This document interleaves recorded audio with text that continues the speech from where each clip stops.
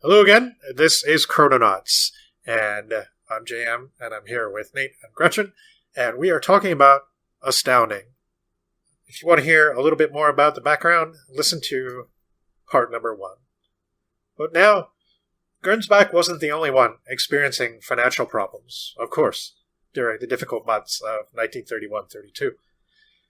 With June 1932, Clayton decided to put his magazines on an alternating printing schedule, which made Astounding bi-monthly. William Clayton's solution to his woes was to attempt to buy out his printer, which I think Gernsback had also done, and of course this backfired when he couldn't afford the final payments. The issue dated March 1933, released in January, was the last one. No more Astounding. No more strange tales. Frustratingly, the last issue promised quite a few things in the future, including Triplanetary, a serialized novel from E. Doc Smith, who had just become disillusioned with Sloane and Amazing, and offered his new story to Astounding. The illustration of the cover, done by regular early Astounding cover artist Hans Weslowski, known as Wesso to everyone. But, of course, that's not the end. Meanwhile, Wonder Stories just missed a couple of issues, as Gernsback started yet another company and moved it over to that one, firing David Lasser, who was becoming increasingly concerned with issues of workers' rights, and bringing in a teenage assistant editor, Charles Hornick. Meanwhile, Street and Smith bought at auction 3 of William Clayton's titles: Clues, a detective magazine, Cowboy Stories, and Astounding Stories. In October 1933, Astounding was officially back.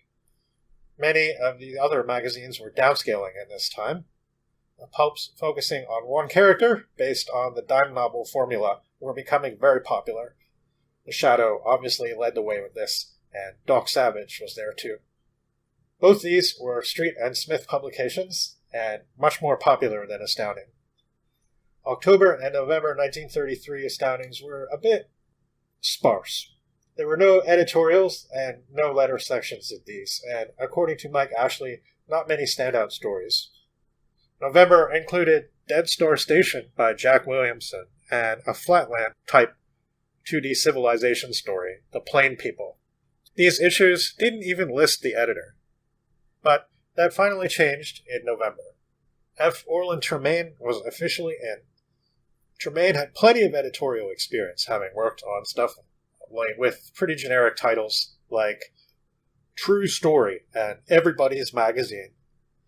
He also edited Clues, which is how he came over from Clayton to Smith. Harry Bates was out, but his name would appear in the magazine still as a writer, as we shall see. It's kind of interesting because apparently he was not a fan of science fiction when he started out, but apparently he was attracted to it enough that even by 1935, it seems like his stories improved a lot. And, I mean, we'll talk more about Harry Bates a little later, but yeah, it's interesting. But he reappeared with A Matter of Size in the April 1934 issue. Although Tremaine had official editorial control, it seems that he was overstretched working on 3 magazines at once, so most of the actual work was taken on by assistant editor Desmond Hall. Tremaine and Desmond Hall, the latter of whom Jack Williamson and Horace Gold specifically said really did most of the work on the magazine, really did a number on it, transforming it, even if Street and Smith was mostly interested in clues and detective stuff, and of course their big hero pulps. So, with the Tremaine editorship, there was a change to the letters column, which had been, and would be again, more of a free-ranging discussion, under the title Brass Tacks. Tremaine wanted it to be a scientific/technical discussion forum. Tremaine wrote his writers about the type of things he wanted to see in the magazine's fiction, with the field growing a little tired of space opera epics, and hero stuff being handled pretty effectively in the single-character pulps. Tremaine and Hall wanted to do something distinctive. Their idea was to present what they called a thought-variant story, and this was, of course, what many science fiction stories already were all along, but here it was sort of codified in a magazine format. Present a problem with a scientific basis and philosophical ramifications. A novel speculation instead of a gadget, essentially. Stretch the imagination. So they started publishing some of the work of infamous British weird science guy Charles Fort. And part of the reason may have been to encourage writers to get more imaginative and wild with their ideas. Tremaine had a reputation for being a solid, open-minded, and conscientious editor, and people liked working with him. Magazine circulation may have been around 50,000 at this time, still only half of what Amazing got in the 20s, but twice that of either Amazing or Wonder now, in 1934, during the toughest times. The covers were usually drawn by Howard V. Brown now, and were of a slightly more sober nature. The interior illustrations were by Elliot Dold, who had previously worked with his brother on another short-lived magazine, Miracle Science and Fantasy Stories. Around this time is when John W. Campbell started publishing, alongside space opera serials The Mightiest Machine, and a different kind of story under the Don A. Stewart name. And here we see what could be called the ascension of Astounding. Wonder Stories was still around, of course, but Astounding was starting to feel like the better market, at least for some of the more experienced writers. Also, they guaranteed at least a cent a word and paid immediately. Wonder published the young Stanley Weinbaum's story A Martian Odyssey as well as its sequel, but lost him to Astounding in 1935 after a rejection. Weinbaum probably would have gone on to great things had he not died so young of cancer. His fiction career lasted only 15 months, and that's considered one of the great tragedies of this era of science fiction, and I certainly do enjoy what I've read of his stories, and I can see why the genre people would have considered him quite a loss. Yeah. We definitely penciled the Martian Odyssey in at some point. I'm sure we're going to be covering that down the road, but it's very well acclaimed, definitely. It's a pretty fun story. It's definitely still got the pulp adventure feeling, but it's smartly done and a lot of fun. And even though the characters are all stereotypes, they're enjoyable for that. Yeah. But Weinbaum and Raymond Galoon are often mentioned as two authors with a similar careful approach to stuff like depicting aliens. Wonder Stories, under Charles Hornig and an increasingly hands-off Gernsback who believed fandom could sustain the magazine, became sort of focused on non-story content, fan stuff, and so on. Instead of helping the magazine to grow, it stifled it in a way. And Hornig was pandering to a small percentage of the real readership of the magazine. And it was fun stuff, but most of the readers still wanted novel and interesting stories first and foremost. Astounding was a more sober magazine, and under Tremaine and Hall, the story quality had started to increase, so that was where many turned. And it was still the Depression, of course, so people were pinching their pennies. And with that, why don't we go to our first story of the era by Murray Leinster. William F. Jenkins, known later by the pen name Murray Leinster, was born in Norfolk, Virginia on June 16, 1896. From his youth, he was interested in inventing and new technology, as well as writing. In 1909, he designed and built a working glider, which won him a prize from the aeronautical magazine Fly, as well as an article about him. During the same year, he published his first written work in a local newspaper, Virginia Pilot, which was an article about Robert E. Lee. The article earned him money from a Confederate veteran, the first payment he ever got from his writing. By the age of 17, Leinster started working for a top magazine at the time called Smart Set. He also had a job as a bookkeeper for an insurance company and served with the Committee of Public Information and the U.S. Army during World War II, though after these careers, he dedicated the rest of his life to being a writer and inventor. Science fiction, along with westerns, was Leinster's primary genre, having written his first sci-fi story in 1919 and getting one of his stories published in the first issue of Astounding, as mentioned during our segment on the Cave of Horror.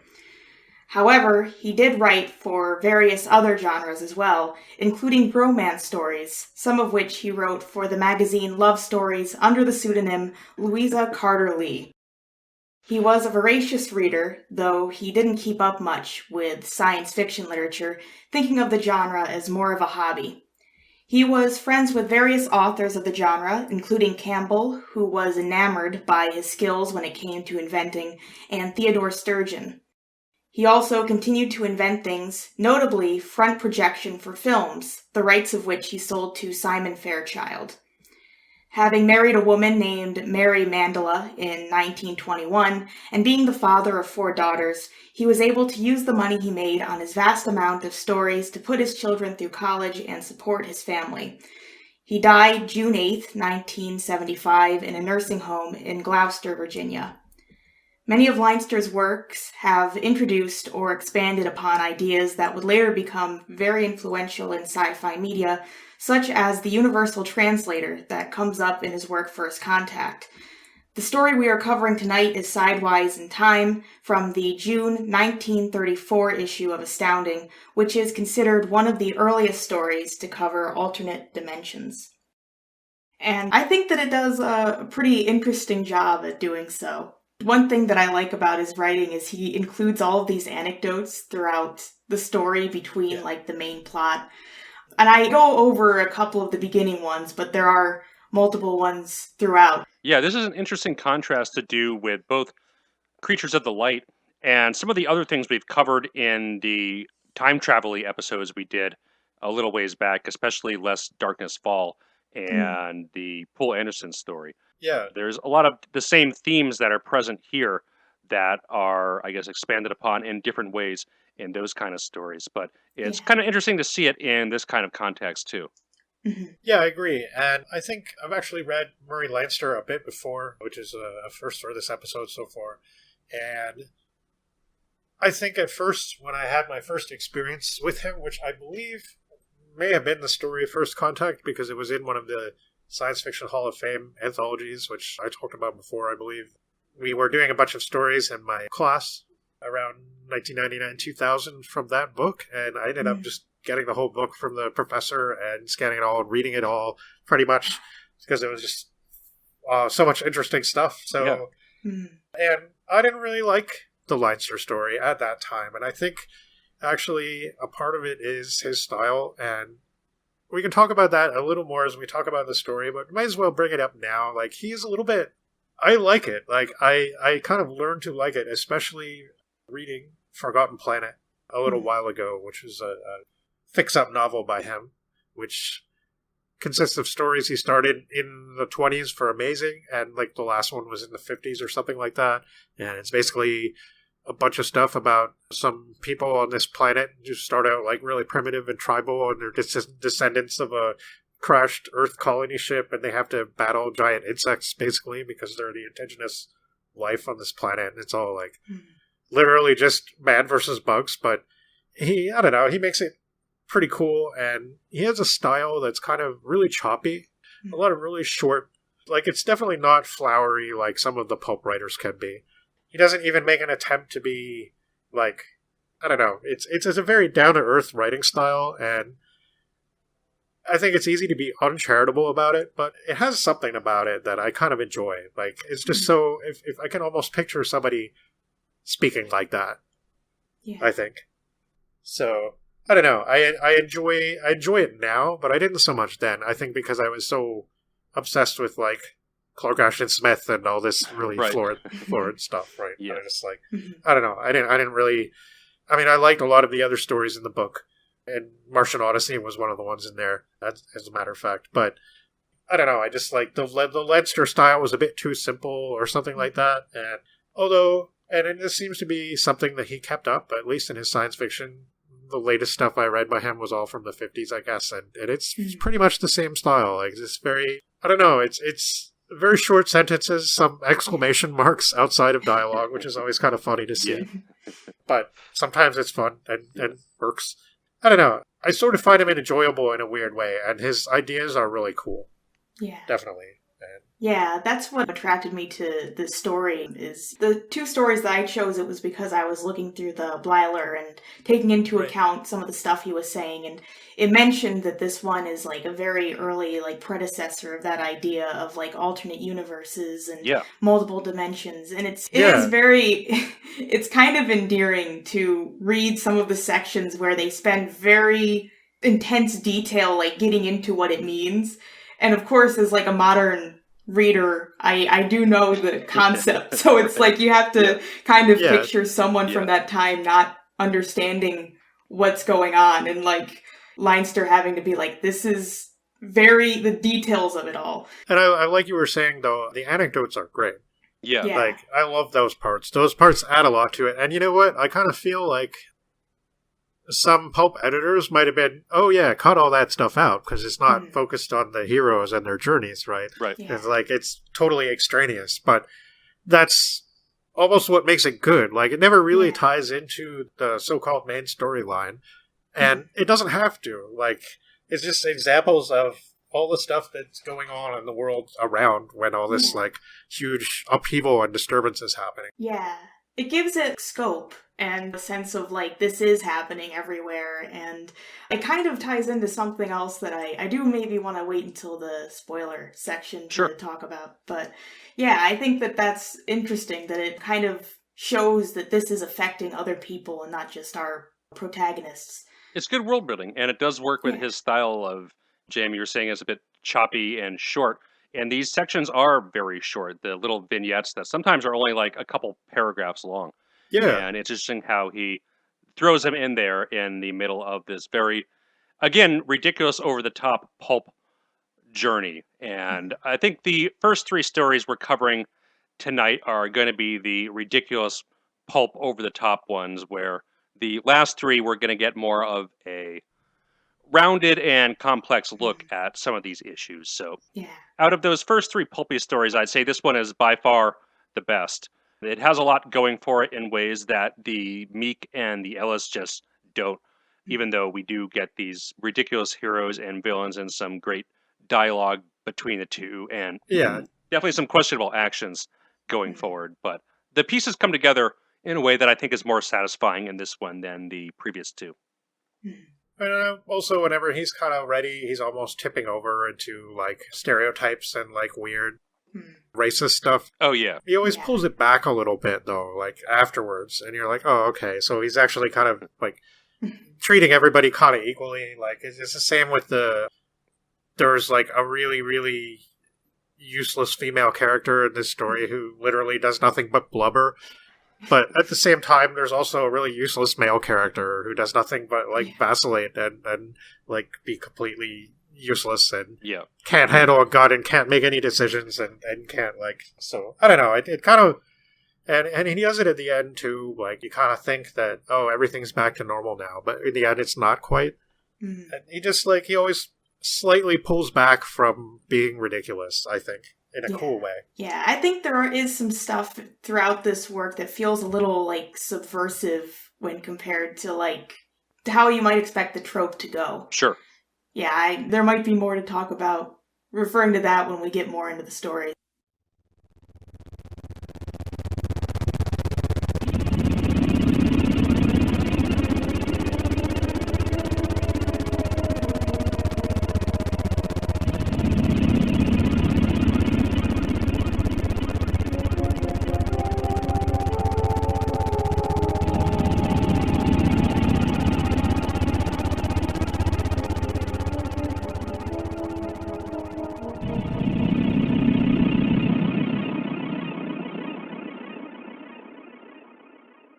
Sidewise in Time opens with an account of some strange things happening leading up to June 5th, 1935, such as the Ohio River flowing upstream and a male giraffe at the Bronx Zoo undergoing mitosis to become two identical giraffes, before the narrative introduces Professor Minot, a professor of mathematics who predicted the events that would take place on the aforementioned day.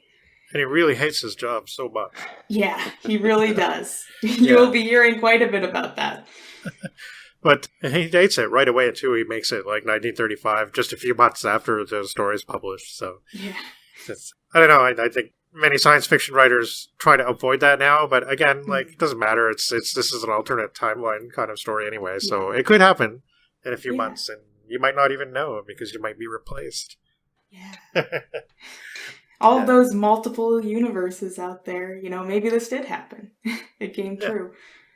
He is particularly versed in the laws of probability, which is how he was able to come to his conclusions about the strange events that happened, and his remaining notes are intensely studied by others to be made sense of, though his most important notes are very likely with him, wherever he is now. He also, it is noted, has a fascination with Maida Haynes, the daughter of a professor of Romance languages. This will play a role later. I did like how it was a nice touch that it's specifically Romance languages. Yeah, Romance languages. That is very good. I noticed that too. Yeah. You have to wonder if that was Louisa Carter-Lee coming It through. could be, yeah. Maybe, yeah. Yeah, I would be curious to read some of those love story fiction things that he wrote under the pseudonym. Yeah. According to like his daughter and stuff, he was pretty prudish. So I don't know. I'm guessing maybe they weren't that spicy.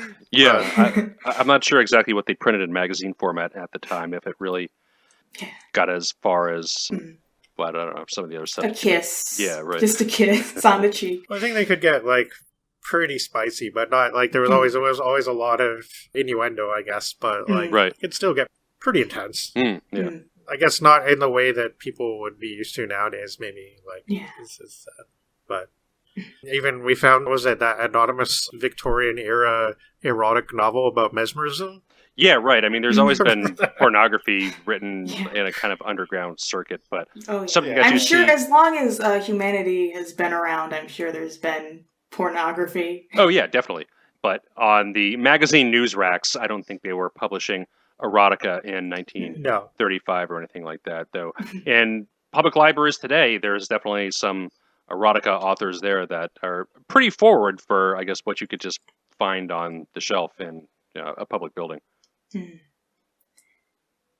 When the story reaches June 5th, 1935, bizarre occurrences happen throughout the entire world. Leinster includes a couple at this point, including an army of Roman soldiers invading the town of Joplin, Missouri, one man crossing into a territory apparently owned by the Confederate states of North America, and Vikings attacking North Centerville, Massachusetts. All of these events occurred when those involved were hit with a sense of vertigo. In Fredericksburg, Virginia, however, Professor Minot stands in front of his group of students, wielding his revolvers. He says he's anticipated this situation and believes the human race might be wiped out, but he's going to fight for the smallest chance of survival. He urges the students to follow him, not that they have any choice. Those who don't will be shot, because he can't have mutinies. Fredericksburg has been surrounded by a massive forest, and Minot, plus the 4 young women and 3 young men that are his students, arrive at its edge on horseback. A police officer stops the group, but Minot claims they are going to get botanical samples for the college, so they are let through. After traveling for a few hours, one student, Blake, advises they turn back, for the women's sake. Minot, though, pulls out his revolvers, refusing to let anyone go back. Eventually, they find a road and follow it to a village that appears to be in the style of Chinese architecture. Minot explains that the Chinese must have colonized America first in the area they've come to, but that they need to find something else. As they ride away from the village, they get a sense of vertigo. The students wonder if they have traveled in time, but Minot says they've actually instead traveled sideways in time. When they settle down to lunch, during which Maida, one of the students who happened to be on the expedition, what a coincidence. Yeah, and I remember the first time I heard a concept like that, I was pretty blown away. Wow, that can happen too. Yeah. Sideways in time. Yeah. There's probably Doctor Who. Yeah. Yeah, Inferno. Yeah, definitely. Yeah, Inferno's great. Yeah, and Battlefield, Mm. which was new around that time. I think I must have probably seen it around the same time, maybe. I don't know. So, yeah. Alternate universe Knights of Camelot or something like that. Yeah, right. Yeah. Yeah, with laser guns. And then, of course, the Mirrorverse in Star Trek. So has been quite an influential idea after Leinster's story. Yeah, there is one interesting line in here where I'm not sure if he's trying to imply that it was in an alternate universe or in the one that we're in now, but he says that the Chinese reached the shores of California in the Middle Ages sometime. And I was looking for the historiography of that claim, but couldn't find anything in 1935. Yeah, it sounds like he just pulled that one out of Yeah, somewhere. yeah. I don't, and he was talking about, like, because that was them talking about once they got to the apparently Chinese run North American state or whatever, and they were speculating on it, and that's when somebody said that, I think. Yeah, right.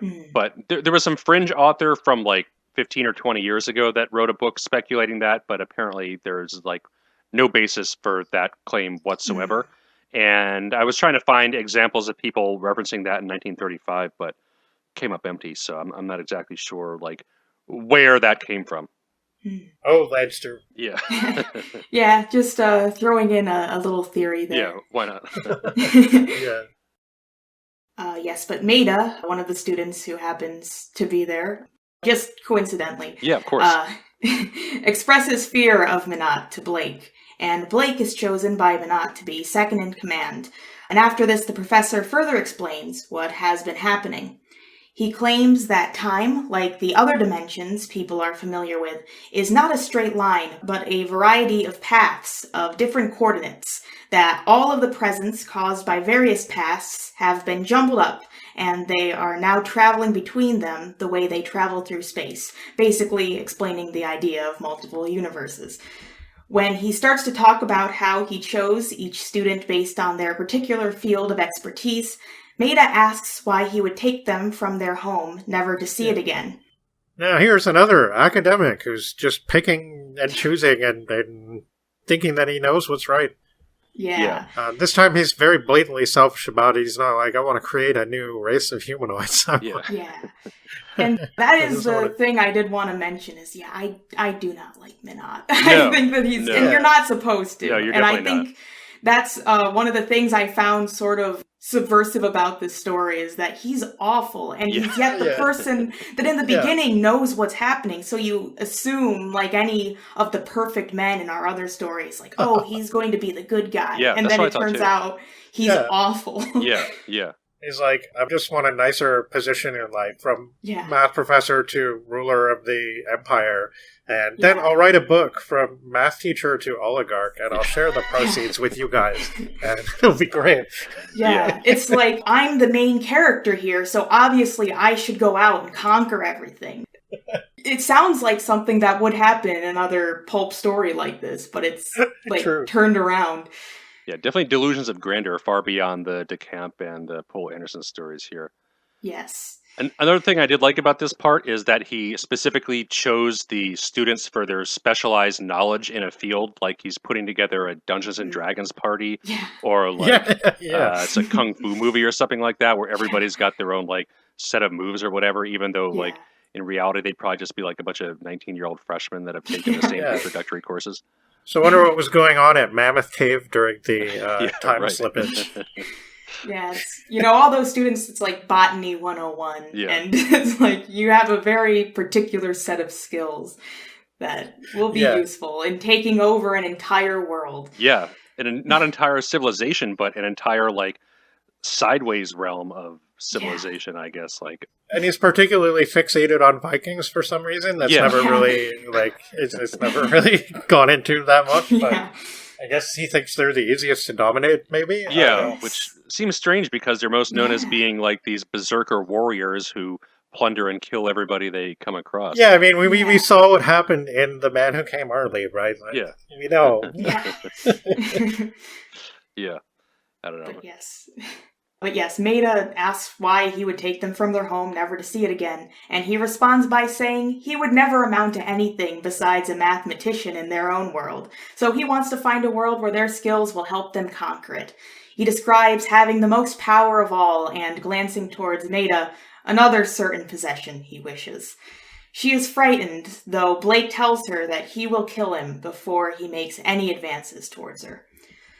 Later, the group is eating dinner beside a fire after encountering a group of Native Americans who had wounded one of the women with an arrow, causing her immense distress. And that's Hilda, who blubbers all the time, unfortunately. Yeah, and one of the characters is really like annoying because he says, "Oh, we'd be better off in the CSA." Yeah, So that's it's going to like- come up. That is something I did remark upon. But He's yeah. probably right, though, sadly enough. Yeah. Blake, confused about how they have entered this new territory without Chinese colonization, asks Minot about it, who then explains that the shifts in universes have continued, but with borders between them, which remain constant and he refers to as faults. They're interrupted by the sound of a plane which must have come from their own time. Blake concludes the pilot had seen their fire and is attempting to crash land near them, and when it does, he takes charge, going out with another male student, Hunter, to find the wreck. Yeah, and I was a little disappointed that he didn't go all out with this and have it be something really strange. He does imagine some pretty cool alternate history kind of situations, but it's interesting how a lot of it's not as good technology or something like that. There's although there's hints what happened to the thing at the end, the vanished town. Yeah. And, there's hints that there are stranger continuums or time paths that could be taken, right? Not just the Confederates won. Yeah, because it is very convenient that the Chinese civilization and the Native Americans, they haven't... And the Roman, yeah. Yeah, they haven't evolved at all past what they were in, the time periods that Leinster's talking about. That we know about. Yeah. There's a super advanced society in here where they have, futuristic flying vessels and lasers and things like that, too, which also makes it convenient for trying to take over things because, there's nobody else that's going to take over you. Yeah. Yeah. Blake takes charge, going out with another male student, Hunter, to find the wreck. After an explosion, the two come back with the pilot, who has died.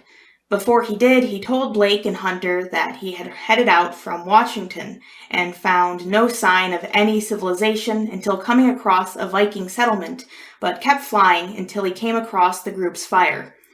Blake says they should try to find the fault near Washington, which might have a better chance of getting them back to a civilization like the Confederacy. After all, he says, being among our own people, speaking our own language, would be better than to be marooned forever among Indians or among Chinese and Norsemen. Right. Which, sure. Yeah. He does specifically mention the Confederacy. Oh, yeah. Multiple times, yeah. Yeah. One of the papers that I read when looking up Leinster was about him in the tradition of a Southern author. And yeah, it is sort of interesting how the Confederates play a role, though we'll see some more of that later on. Yeah. And I admit I didn't really give a lot of thought to that when I read it, and maybe it's just, I don't know if it's just because I'm Canadian or something, but I didn't really, the significance of that didn't really hit me that much. It was just it's just another cool temporal thing that he did. But there is a lot of stuff about slavery in here. Yeah. Although, interestingly, it's mostly in the Roman zone coming up. But, I don't know, maybe 1934, it's still not, I don't know, not that far in the distant past, I guess. So yeah. No, I mean, especially if you talk to a veteran of the Confederacy in his personal life, it's somebody that still was alive that fought in the Civil War, which I guess at this time would have been 70 years before the story was written. I'm not sure when the alternate Confederacy genre really starts to take off, but it seems like there are a fair amount of entries in that kind of story for whatever reason. Oh, yeah. Well, it's just as many. I mean, I think the alternate Nazis are the most popular, and alternate Confederates are probably just behind that. Yeah, for sure. Yeah. Most likely. And there's also, I guess, the Confederacy plays a role in some of the Burroughs stories with the John Carter character, I think, is a Confederate person or something like that. Yeah, I mean, I guess he's a Confederate soldier, yeah. Yeah, so, I don't know, kind of interesting how it does pop up from time to time, even long after the Civil War ended. Yeah. Minot reacts in anger, caused by Blake both taking charge and encouraging them to all head back to their own time, wanting instead to find a universe where Norsemen have settled in America and live among them. He pulls out his gun on Blake. Maida flings herself between Blake and Minot, and the student Harris throws a cooking piece of meat at Minot's hand, causing him to drop the gun. Minot stalks off after saying he was merely trying to threaten Blake, while considering leaving the group on its own. Yeah, and I think he did a pretty decent job of, even though you can be pretty sure that the person that looks like they're going to be the hero is not going to get it, I think he did a pretty decent job of making this tense. Between the tension between them. Yeah. He's definitely not a bad author. No, he does a good job. I think that we mentioned the style being kind of stripped back, but I think that it works well, you know, definitely. and I think he gets a lot of his concepts and stuff across in it. Sure. Knowing they need Minot for information, the student Lucy offers to talk to Minot, who had been kind to her in class.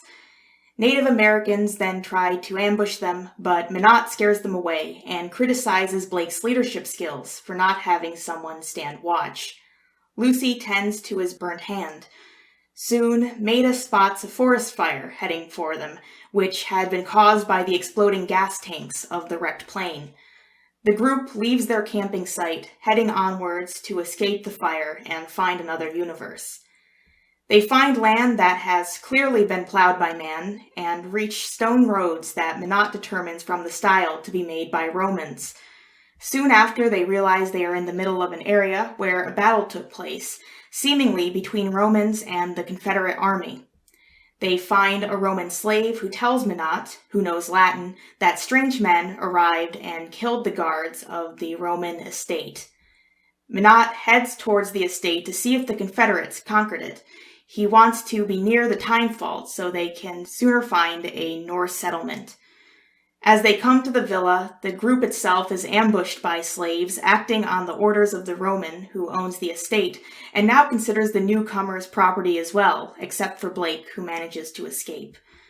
Thrown into slave barracks, the group starts getting harassed by the other slaves, and a fight breaks out. The fight is interrupted by Blake, who comes to save the others, shooting down some of their attackers. He had set fire to one of the sheds as a distraction, so the group heads to the horses.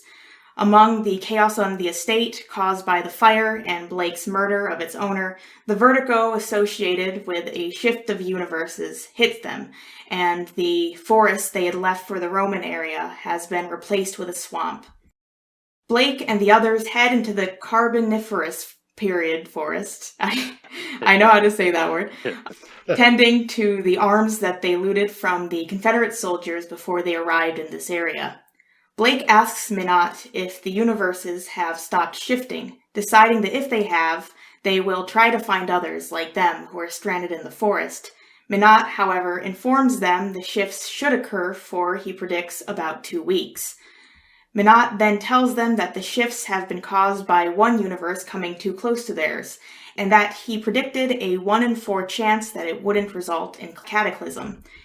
He still wants to find a Norse settlement and take control of it, but everyone except Lucy just wants to go home.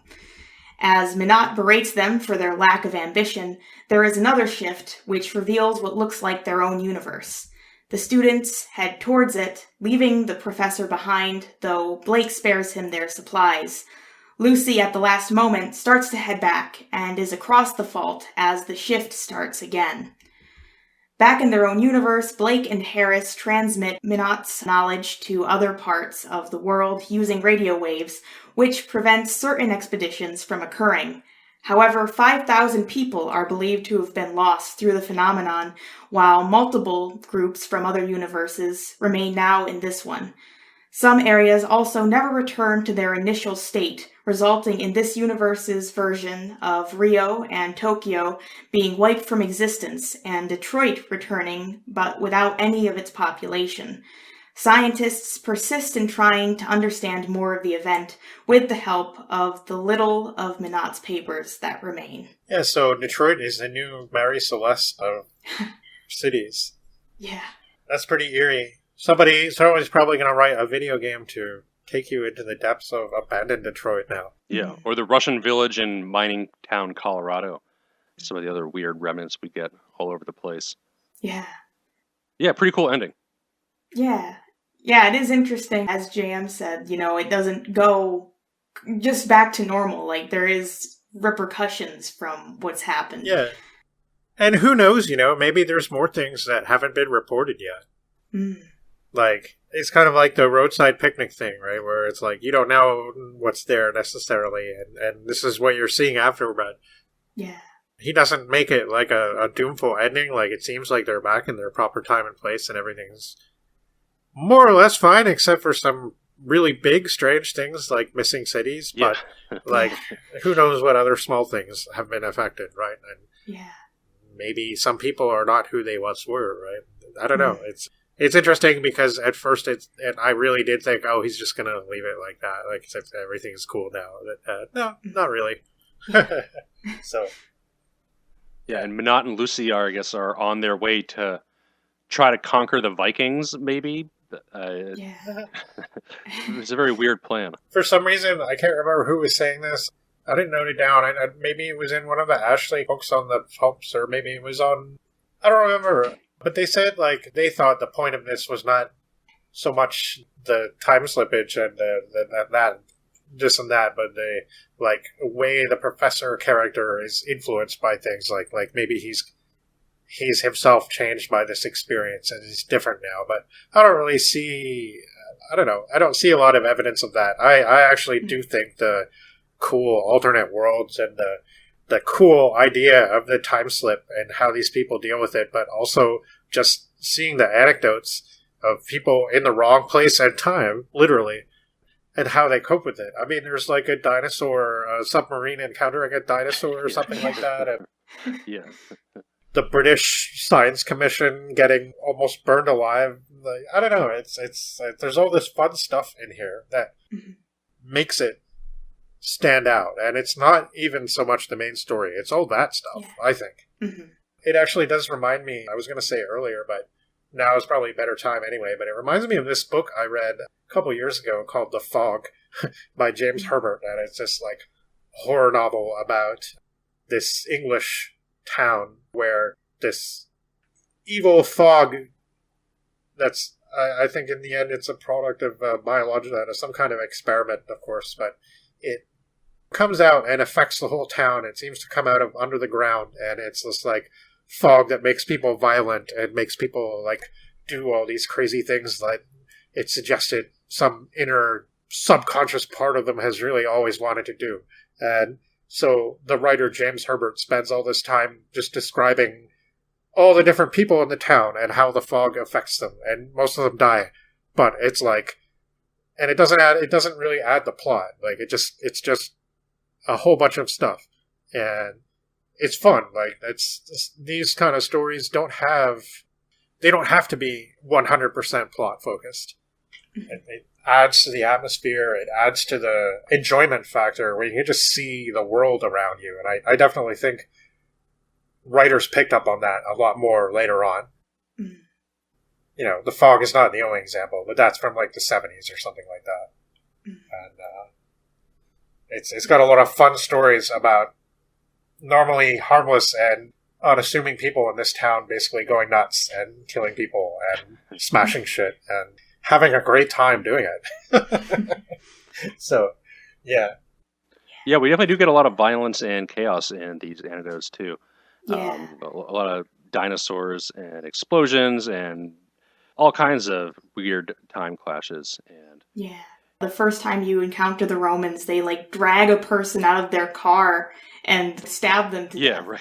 It's like, that's the first encounter that is really described, and it's like really brutal. Yeah, it's a pretty bloody story. This poor brainless animal getting smashed to bits and is like getting really angry and not sure what to do, and it's like, you know, just and then the really abject description of the slaves too. Like it's kind of I don't know, it's not really subtle or like I don't know, it doesn't really convey the pathos that like Twain did in Connecticut Yankee, but it's pretty brutal and it's hard to imagine without wincing.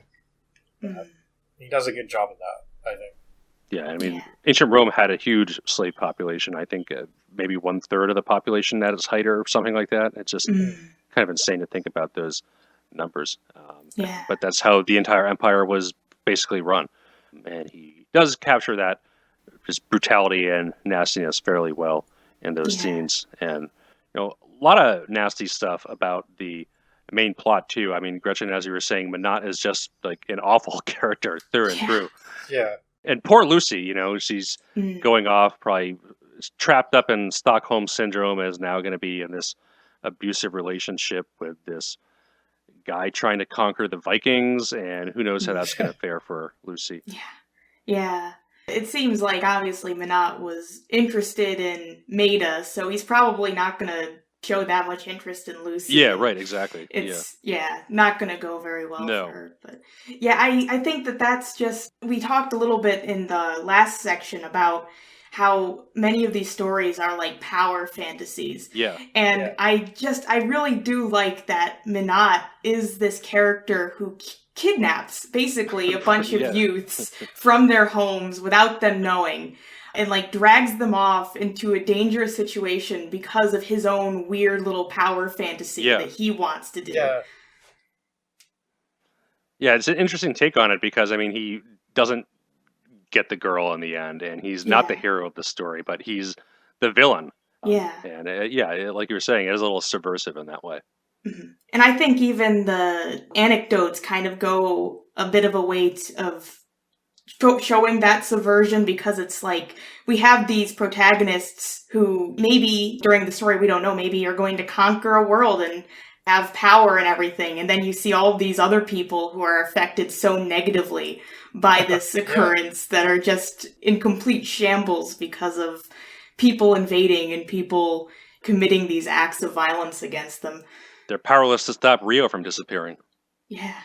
Yeah, and you kind of like, it's weird because it's almost like we're supposed to feel wistful about the two of them being off there still in the transitioning dimensions. And we're supposed to kind of, I think because Leinster just likes adventure stories, like it's kind of like, oh, isn't it more fun there with like all the dinosaurs and ships and weird planes and strange timelines that you don't know anything about? Like, don't you want to be there too? Like at the end, it's kind of like that. It's like, no, I don't necessarily want to be in Lucy's place. Yeah. But I get what you're saying. I mean, yeah, it would be kind of crazy and fun, I guess. So, yeah, I don't know. This was a really interesting one. It was a really fun romp. Again, it was pretty easy to read quite quickly, which is, I think, something that all these stories have in common, actually. Yep. And I think, although we didn't, like, you know, we kind of chose at random a little bit, a lot of the stories we chose at least had a couple mentions somewhere of this being decent, and I think that they do all have this quality of being pretty readable, even if we might not always have complimentary things to say about some of them, especially maybe like the Wenzel Ellis. And I don't know. I mean, this one is great fun. This is like a blockbuster in writing, right? And the thing is, it's all because of the side stuff. A lot of it. Not to say that I don't entirely dislike the main story. It's good. Like, it's engaging enough. Especially the tension. But all the side stuff almost feels like it gives him a chance to experiment. And, like, there's this weird things that he doesn't have to do. Like in the story where there's the husband and wife and the guy goes out and instantly gets killed by a lizard. And, like, like a giant lizard. And the woman's like, she's kind of terrified, but she's also like, well, at least he's gone now. Like, he was treating me like crap forever. And I was just, whoa, that's kind of brutal. Yeah, because some of the stories, they are kind of presented in more humorous tones, but then you do get those really, like, they are very disturbing and have, like we said, those brutal moments in them. The one that I did enjoy was this telephone operator who is just trying to figure out how to reach any other area than the one she's in. And kind of showing, like, that one feels especially like showing the scope of how people are affected by it. I really like that you focused on the main story, but now, like, there's all these side things that we can still talk about that aren't really part of the plot at all, but they're just, I love that he included those and nobody told him, hey, you should take all that out. Like, I think that's a difference between, I think that, I could be wrong, but I think that some of these more stringent pulp editors might be like, yeah, don't put all that in there. Like, that has nothing to do with the story, and we're paying you by the word, so fuck off with all that.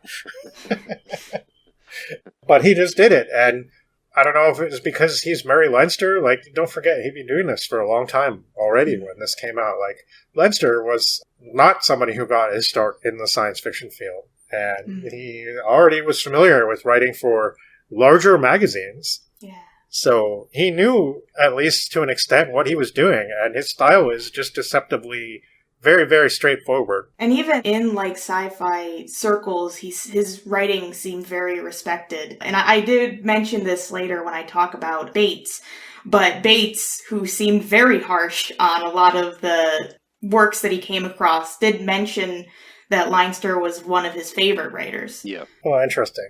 Yeah. Yeah, I mean, and that's interesting, too, because it definitely seems like, and I'll definitely bring this up when we talk about Bates in a little bit, but, like, Bates definitely got his start in kind of adventure stories, too, which is, it seems to be where Leinster a lot of the time is at. I mean, when he's not necessarily writing for the science fiction magazines. So, yeah, really likable. Yeah. There is some kind of dated language, I guess, but I don't know. It's okay. It's not like I think he doesn't stretch over the line, I think. Unlike somebody we'll be talking about later, even if it's not in the story per se. But yeah. So yeah, and I feel like the stuff that is there is almost like it's worthy of an eye roll, but not like right. Anything too egregious. Yeah. It's not like the new Steam Man or anything like that. Yeah. Cool. Yeah, I like this one. Good story. Like I said, it's definitely my favorite out of these first three that we've covered so far. Yeah, I think that the stories seem to go up in quality as we continue along. Yeah, kind of interesting trend. Yeah, I've definitely, I have my own ideas, I guess, about, I don't know exactly which would be my pick for best story, but it does seem like, now, I mean, obviously, we're not reading all the magazine issues, so, I mean, we don't know what we might be missing, but it does seem like the quality is slowly increasing, and we'll see that moving forward as well. But there is some interesting things to talk about all surrounding that, and we've got a lot to cover yet, so why don't we go to the end of 1934?